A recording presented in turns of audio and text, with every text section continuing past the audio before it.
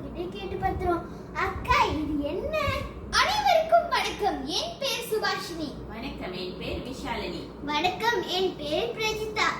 ஆமா, நம்ம கேட்ட கேள்விக்கு நீங்க பதிலே கூறவில்லையே. என்ன கேள்வி?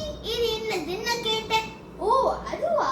இதுதான் நாங்கள் உருவாக்கிய பற்பசை விநியோகம்.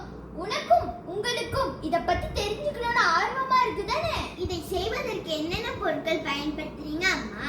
அட்டை பெட்டி, சிரிஞ்சி, கயிறு மற்றும் பற்பசை. இதை நாங்கள் பெரும்பாலும் மறுசூழ்ச்சி பொருட்களை கொண்டுதான் செய்தோம். ஆமா, நான் கேட்க மறந்துட்டேன். இந்த பற்பசை விநியோகம் என்றால் என்ன? ஓ அதுவா?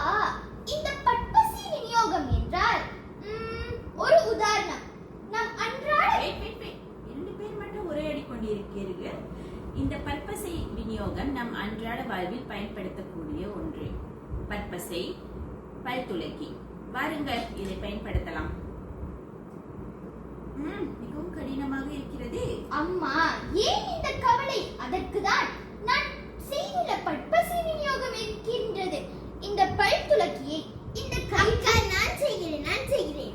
சற்று பொறுமையாக செய்வோம் பிரஜிதா. செய்து பார்.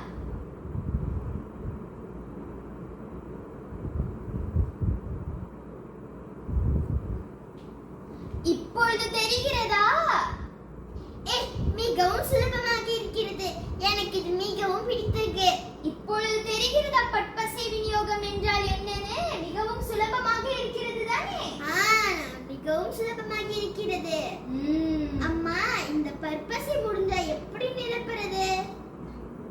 அம்மா, ஏன் இந்த குழப்பம்? இந்த மேலுள்ள அட்டையை தூக்கி உள்ளில் உள்ள சிரிஞ்சை எடுத்து நாம் நிரப்பிக் கொள்ளலாம். நல்லா புரிஞ்சது. இதை சிறுவர்கள் பயன்படுத்த கூடாதே. ஆமாவாமா, நான் இதை பயன்படுத்த ஆர்வமா இருந்தேன். இல்லை அம்மா, இதை சிறுவர்கள் முதல் பெரியவர்கள் வரை பயன்படுத்தலாம். நானும் இதை பயன்படுத்தலாம்.